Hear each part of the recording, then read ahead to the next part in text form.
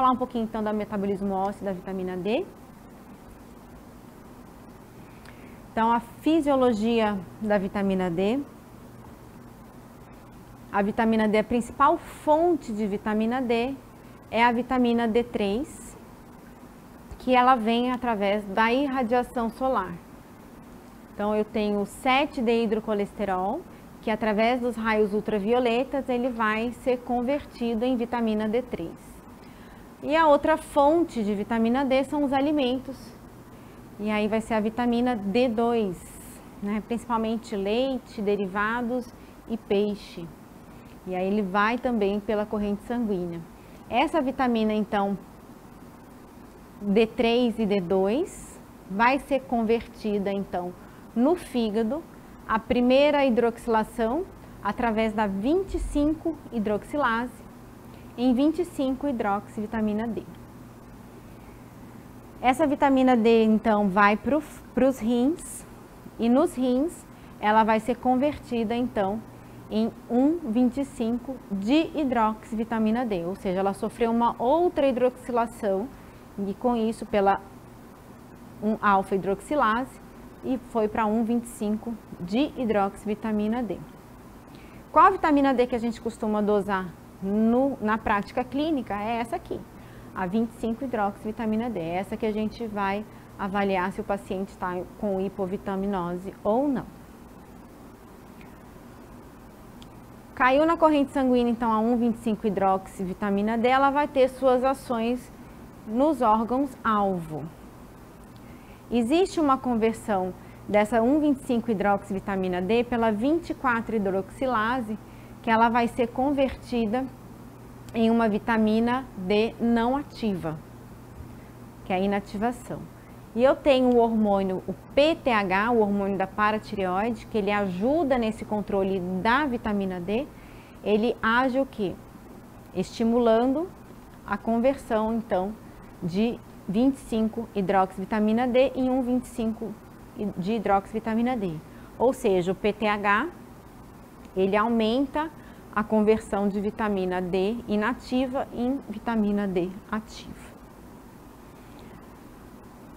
Tanto o PTH quanto a vitamina D ativa, 1,25 de hidroxivitamina D, elas estimulam remodelamento ósseo, ou seja, estimulam o osteoblasto, que forma o osso, e o osteoclasto, que reabsorve o osso, com isso favorecendo o remodelamento ósseo e liberando cálcio e fósforo para a corrente sanguínea.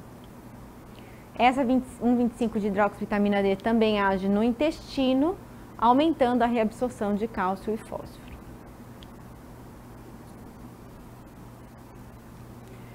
E assim como outros esteroides, né, a 1,25 de hidroxivitamina D é a vitamina D ativa, ela vai agir no citoplasma, então ela entra para dentro da célula, transloca até o núcleo para então agir no receptor da vitamina D, que é o receptor X do ácido retinóico, e assim produzir os elementos de resposta à vitamina D e a transcrição gênica.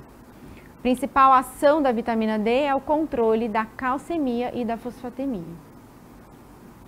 Então, indo aqui para a figura, reforçando os conceitos, então esse 7 de hidroxicolesterol, pelas vitaminas, pelos raios ultravioleta, se converte em pré-vitamina D. Essa vitamina D vai até o fígado, sofre então hidroxilação, a primeira hidroxilação, vai para o rim, sofre a segunda hidroxilação e vai para a corrente sanguínea. Entra para dentro da célula, age no receptor de ácido retinóico, receptor RXR, e vai para os elementos de resposta da vitamina D. Ações então da 1,25 de hidroxivitamina D, que é a vitamina D ativa, no intestino ela absorve o cálcio e o fósforo. No osso, ele vai fazer o remodelamento ósseo, então ele desenvolve a placa de crescimento, ele forma osso e ele reabsorve osso. Então, forma osso através do estímulo do osteoblasto, reabsorve osso através do estímulo do osteoclasto. Com isso, faz uma remodelação óssea. O hormônio da paratireoide, ele vai sempre estimular a produção de 1,25-hidroxivitamina D, que vai produzir mais vitamina D ativa, junto com o metabolismo do cálcio. A vitamina D, ela inibe, então, por feedback negativo, ela inibe a síntese de PTH. Então, se eu tenho muita vitamina D, eu diminuo a síntese de PTH. Se eu tenho pouca vitamina D, eu estimulo, eu aumento a síntese de PTH para reabsorver mais cálcio. Nos rins, essa vitamina D, ela vai inibir a 1-alfa-hidroxilase, ou seja, se eu tenho muita vitamina D, o nosso corpo está sempre se autocompensando.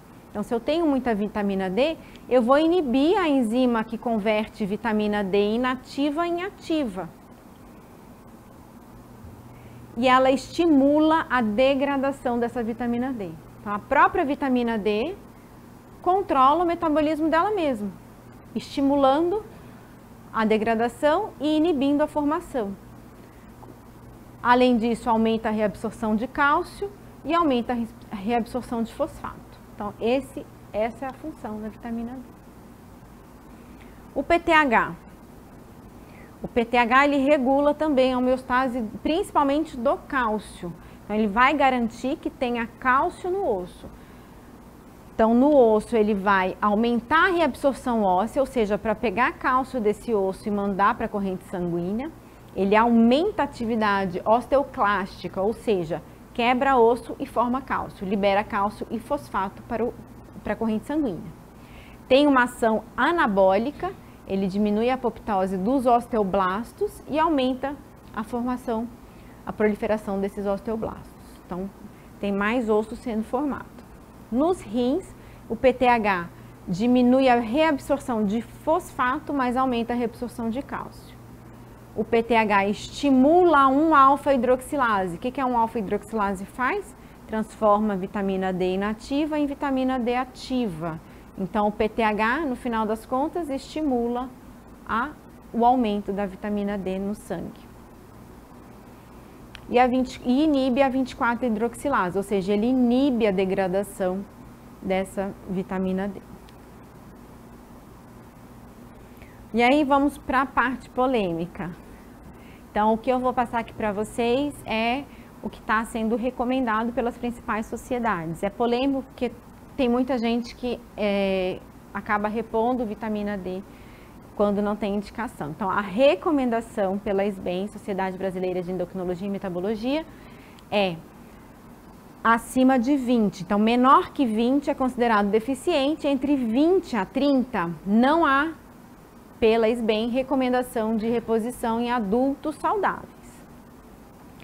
A deficiência dessa vitamina D ela pode ocorrer por produção insuficiente, ou pela pele, falta de exposição ao sol, ou doença renal, ou um hipoparatiroidismo. Então, vamos supor um paciente que fez uma ressecção de tireoide e que acabou lesando o paratireoide, tirou as paratireoides, ele tem um hipoparatiroidismo. Lembra que o paratormônio, ele que reabsorve, que estimula a ativação dessa vitamina D. Se eu não tenho paratormônio, eu acabo tendo deficiência de vitamina D. Quais as consequências da deficiência de vitamina D? Eu tenho baixos níveis de cálcio, eu posso ter um raquitismo com inadequada mineralização da placa de crescimento e eu posso ter osteomalácia, que é um defeito na mineralização óssea. A suplementação de vitamina D em adultos, ela está recomendada apenas em valores menores do que 20. A reposição em adultos saudáveis maior que 20 não melhora a incidência de câncer, nem eventos cardiovasculares, nem diabetes tipo 2 e não tem benefício na densidade mineral óssea. Então, só lembrando a diferença entre osteopenia e osteoporose. Osteopenia é quando você tem redução da massa óssea e osteoporose quando você tem diminuição dessa massa óssea e risco de fraturas aumentados. Nesses casos, tem indicação de reposição de vitamina D.